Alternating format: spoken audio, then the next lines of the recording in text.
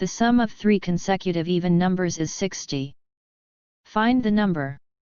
In the previous video, we have constructed a formula for the sum of any 3 consecutive even numbers, which is s equals 3x plus 6. In this example, s is given. It is 60. We are going to find the first even number, which is x.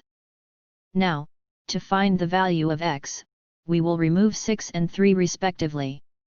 6 will transfer to the left-hand side into minus 6. 60 minus 6 equals 54. 3 will transfer to the right-hand side divided by 3. 54 divided by 3, equals 18. X equals 18 is our solution. Its mean.